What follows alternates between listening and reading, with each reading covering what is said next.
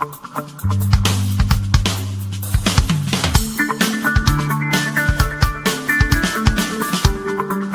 UNED.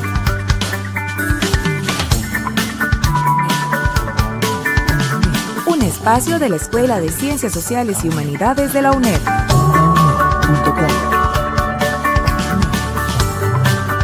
Hasta donde estés. Onda UNED. Acortando distancias.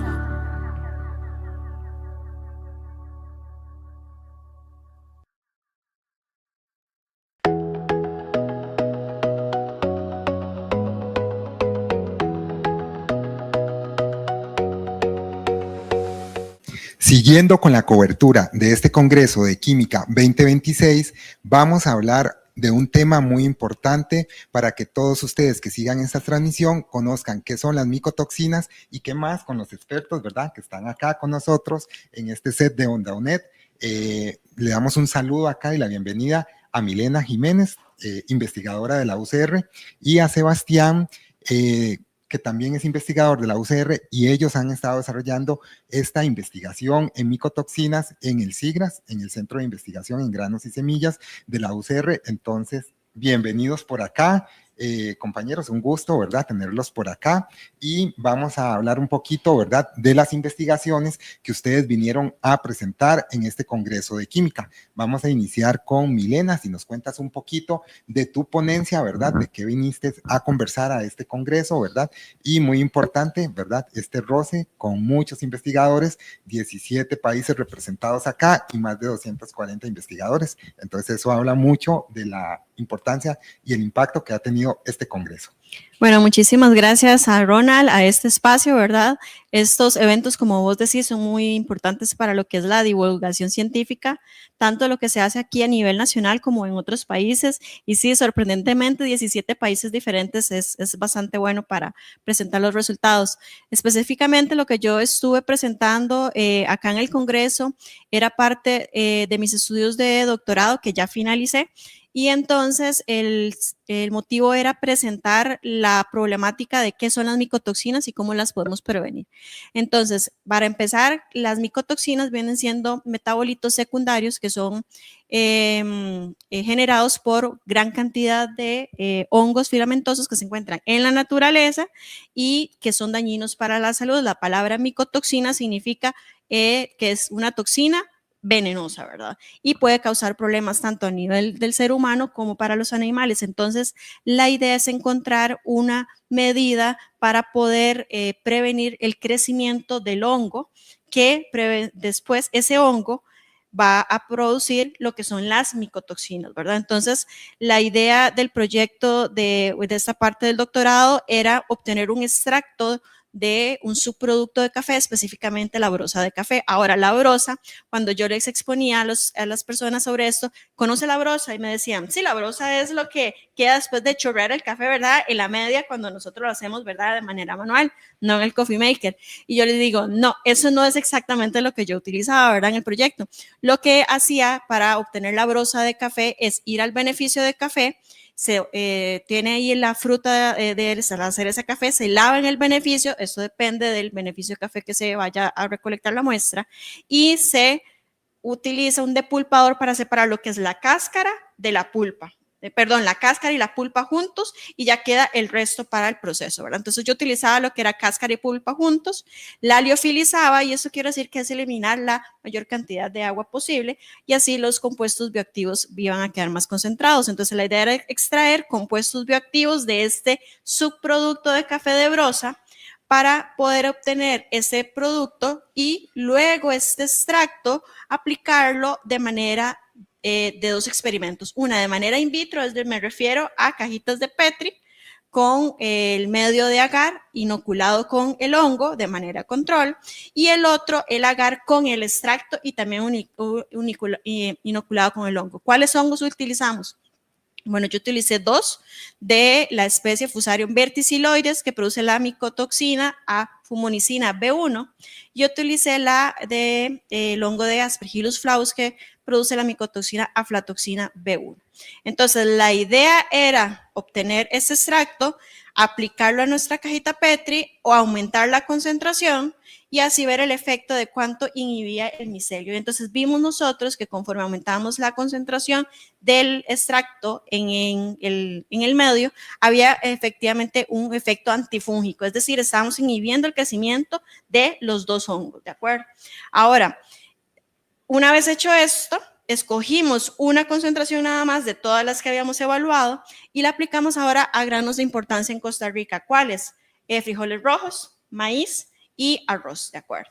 Entonces, aplicamos nuestro extracto para poder ver la inhibición del hongo que se fuera a generar en maíz y en arroz, y aplicamos ese mismo extracto para ver si inhibía el de Aspergillus flavus en maíz, arroz y frijol. No lo hicimos en el de frijol para Fusarium verticiloides porque resulta ser que Fusarium verticiloides no crea, ¿verdad?, acá la que sería la micotoxina correspondiente.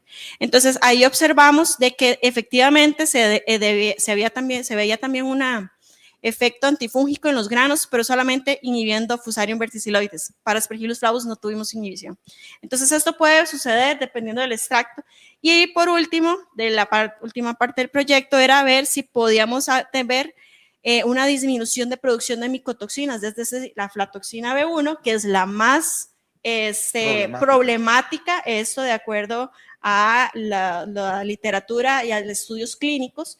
Entonces, nuestro extracto pudimos inhibir inhibir la producción de aflatoxina B1, tanto en frijol rojo, en maíz y en arroz. Pero en el caso de fumonicina B1, nuestro extracto no dio buenos resultados. Sin embargo, esto nos lleva a la tarea de que efectivamente tenemos un extracto que está siendo positivo para lo que es la inhibición fúngica o la inhibición micotoxigénica de algunos micotoxinas u hongos, ¿verdad?, que están ampliamente en nuestros granos. Ok, en este punto, ¿verdad?, quienes siguen esta transmisión ya ven la importancia y el nivel, ¿verdad?, de los proyectos que se están presentando acá en el marco del Congreso. Claro. Ahora vamos a conocer un poquito la investigación de Sebastián y luego vuelvo con unas preguntas, ¿verdad?, porque nosotros tenemos un lenguaje particular para hablar y vamos a desglosar o a poder traducir a palabras más sencillas, ¿verdad?, algunos términos que Milena usó, ¿verdad? Y por ahí vamos a ir abordando este tema de las micotoxinas para quienes siguen esta transmisión puedan tener ese mensaje final, ¿verdad?, de por qué son peligrosas, ¿verdad?, y algunas formas de reconocer esto. Entonces, ahí vamos a ir descomponiendo este tema muy profundamente.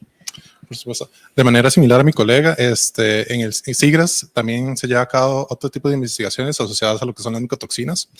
En el caso del proyecto que yo presenté en el Congreso, está más relacionado a lo que es las metodologías analíticas, porque a pesar de la problemática que tienen las micotoxinas de ser tóxicas para la sociedad, para el ser humano, ¿verdad?, también hay una limitante en lo que son la disponibilidad de métodos analíticos. Entonces, no solo es que haya un desconocimiento de este tipo de sustancias, sino que también hay una carencia de métodos accesibles para la población, ¿verdad? Ya sea que hay un productor que quisiera hacer un análisis, usualmente se dificulta el traslado de estas muestras a los laboratorios que están especializados para este tipo de técnicas, sino que también para el laboratorio esto usualmente requiere un alto costo monetario, ya sea por insumos caros o la adquisición de equipo especializado, ¿verdad? Es ahí donde el proyecto se desarrolla, en el desarrollo de materiales que puedan ser aplicados para metodologías de análisis de aflatoxinas específicamente. Entonces buscamos sustituir estos consumibles que son caros. Usualmente en la actualidad se usa lo que son columnas de inmunoafinidad.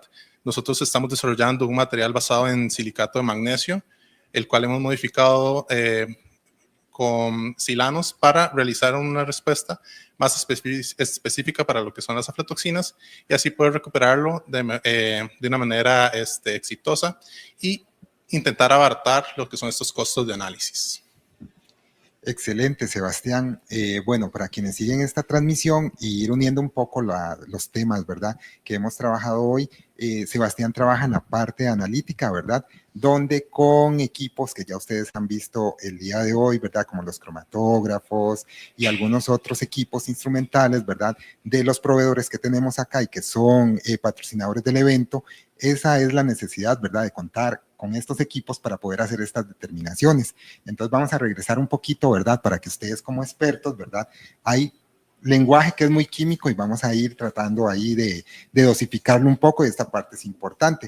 Tal vez para que los seguidores, ¿verdad? De esta transmisión, Milena, puedes hacer la diferenciación entre lo que es un metabolito, ¿verdad? Secundario y de uno primario, ¿verdad? Porque por ahí tal vez esa parte es muy importante y saber cómo se generan estos. Claro, esa pregunta es muy importante porque a veces creemos que metabolito primario y metabolito secundario son lo mismo y no son lo mismo, ¿verdad? Los metabolitos primarios vienen siendo aquellos que son súper importantes para los organismos, para seres humanos, animales y demás, proteínas, carbohidratos, ¿verdad? Ácidos nucleicos, etcétera, que vienen siendo importantes para lo que es el crecimiento y el desarrollo de ese ser vivo. Ahora, los metabolitos secundarios no son parte de ese desarrollo, sino que ellos más bien esos metabolitos los va a producir la planta, y me encierro en este caso en plantas, por el caso del café, ¿verdad? O de los hongos, como un mecanismo de defensa. Si él, digamos, se encuentra en peligro, él va a producir ese metabolito secundario de una manera de defensa, ¿verdad? Pero también estos metabolitos secundarios pueden darle cierto olor, cierto sabor, ¿verdad? A ciertas pues frutas y demás, ¿verdad? Entonces es diferente el concepto de metabolito secundario y metabolito primario. Muchas gracias, Milena. Y ahora para Sebastián, ¿verdad? Como has trabajado un poco en este tema y en granos, ¿verdad? Es muy importante. ¿Qué características tienen los granos, ¿verdad? Para que al público lo asocien, ¿verdad? Con los granos que tenemos en nuestras casas, en nuestros hogares, ¿verdad? Y que almacenamos en la alacena, que son nutricionalmente, ¿verdad? O cumplen esta necesidad para que le crezcan los hongos, ¿verdad? ¿Qué características tienen? Y esto es un poco, ¿verdad? De educación, de lo que ustedes hacen diariamente, ¿verdad? Como docentes. Entonces, por ahí, ¿cuáles son esas condiciones de nutrición, ¿verdad? Que tienen los granos que hacen que sean atacados por hongos y en este caso estos hongos, ¿verdad? Que estamos viendo que son potenciales formadores de microtoxinas, ¿verdad? Con un proceso de metabolito secundario. Por supuesto. Hay que pensar en esta pregunta específicamente desde la parte nutricional, ¿verdad? Correcto. Lo que es bueno para uno puede ser bueno para otro en este caso, ¿verdad? Entonces tenemos que los granos básicos son muy ricos en almidón, ¿verdad? También en azúcares, lo cual son sustancias el cual puede usar el hongo para su crecimiento, ¿verdad? Eso facilita que en condiciones de mal almacenamiento, donde no hay control, se den las proliferaciones de estos microorganismos y al final tenga como resultado la generación de estos metabolitos secundarios, ¿verdad? Y muchas veces, bueno, no es el caso de todos los granos básicos, ¿verdad? Que se ven afectados por esto. Ahí volvemos de nuevo a la parte de los metabolitos secundarios. Por ejemplo, hay investigaciones en frijol que establece que son menos susceptibles al ataque de algunos microorganismos, ¿verdad? Y lo vuelve vulnerables a los de otros, ¿verdad? Depende mucho de la composición nutricional de estos granos. Correcto, aquí tal vez les sumo un poquito, ¿verdad? Para que los microorganismos se desarrollen, ¿verdad? Tiene una condición de humedad también necesaria, que es muy importante. Entonces, en este parámetro de humedad, los granos cumplen esos requerimientos, ¿verdad? Que necesitan los hongos para su desarrollo. Entonces, es como el terreno idóneo, ¿verdad? Por lo que Sebastián aportó, más esta humedad, ¿verdad? Entonces, por ahí hacen esa condición ideal para que ellos puedan crecer. Milena, ¿y por qué los fusarium como tal, verdad? ¿Por qué los fusarium y este tipo de hongos específicos, verdad? ¿Y por qué no otros? Digamos que... Ok, esa es una pregunta muy importante. Nos especificamos en lo que es Aspergillus flavus, porque en el caso del sigras se encuentra, y a nivel nacional es el que se encuentra, ¿cuál es el nombre? No, para cuantificar, es a nivel nacional. Ajá. Es el único que se puede ver para el control de calidad, por correcto, decirlo de alguna manera. Para la calidad, ¿verdad? Para ellos sí existen protocolos, ¿verdad? Y para fusarium, ¿verdad? Ahora, hay estudios previos que demuestran de que Fusarium verticiloides se encuentra muchísimo en lo que son en frijoles, en zonas de zona Chorotega y Brunca, ¿verdad? Entonces también nos enfocamos por ese lado, ¿verdad? Que producen el hongo y están completamente contaminados por micotoxinas. Entonces de ahí viene el interés, ¿verdad? Debido a esto, pero principalmente al Aspergillus flavus por ser el que produce aflatoxina B1 como la principal micotoxina que es regulada a nivel internacional, exactamente, por la IARC. Bueno, y en este punto, ¿verdad? Milena y Sebastián, es importante destacar que uno de los campos de más poco estudio que tenemos es el de los hongos, ¿verdad? Entonces desconocemos de todo ese potencial de otros hongos, ¿verdad? Que te puedan producir este tipo de micotoxinas, ¿verdad? Y que vengan a afectar más granos.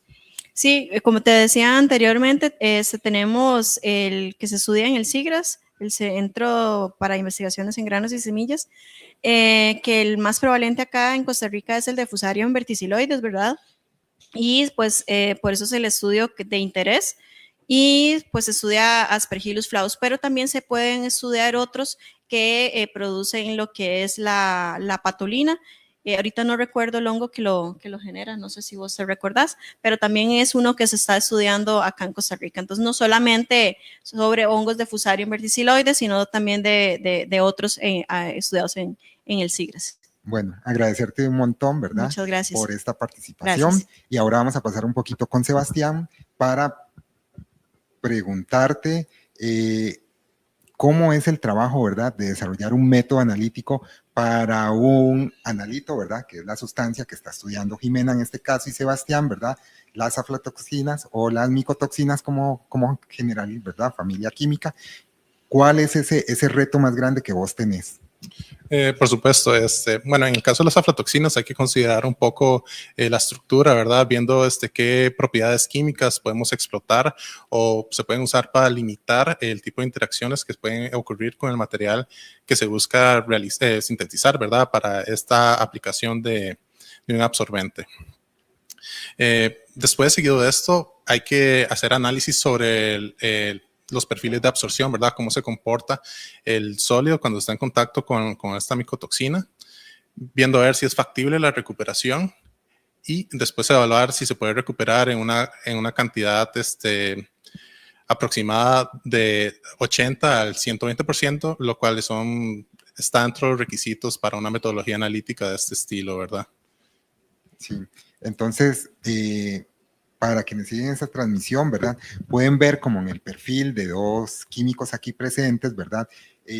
Tanto Milena, ¿verdad?, que está haciendo estos estudios con extractos y tal vez lo ven desde una perspectiva diferente, ¿verdad? Pero la aplicación de química, ¿verdad? Generar extractos, ver el comportamiento de diferentes concentraciones para crecimiento in vitro de estos hongos, ¿verdad? Entonces es como la química se relaciona, ¿verdad?, con otras profesiones, ¿verdad? Entonces ahí estamos hablando de la aplicación biológica o biotecnológica, ¿verdad? Entonces esta parte es muy importante. Y Sebastián, ¿verdad?, su desarrollo que está realizando, ¿verdad?, de este tipo de metodologías donde viene a llenar una necesidad de esa carencia, ¿verdad?, de metodologías para este tipo de micotoxinas y específicamente de aflatoxinas, como lo indica.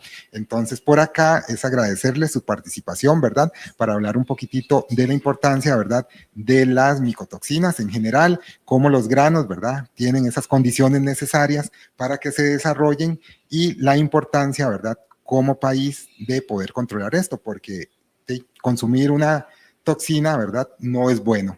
Y por eso tenemos muchos casos, y Milena no me va a dejar mentir, Sebastián no me va a dejar mentir, desde que nuestras abuelitas comían un pan que le crecía al moho, ¿verdad?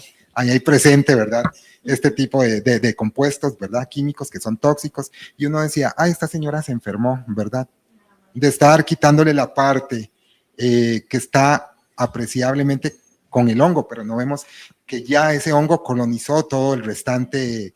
Entonces, por ahí esta parte es muy importante. Agradecerte, ¿verdad, Milena? Agradecerte, Sebastián. Y continuamos con la cobertura de este Congreso de Química 2026, acá desde el Hotel Rice.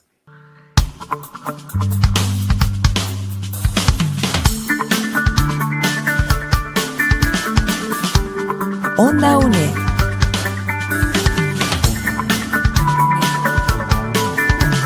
Un espacio de la Escuela de Ciencias Sociales y Humanidades de la UNED.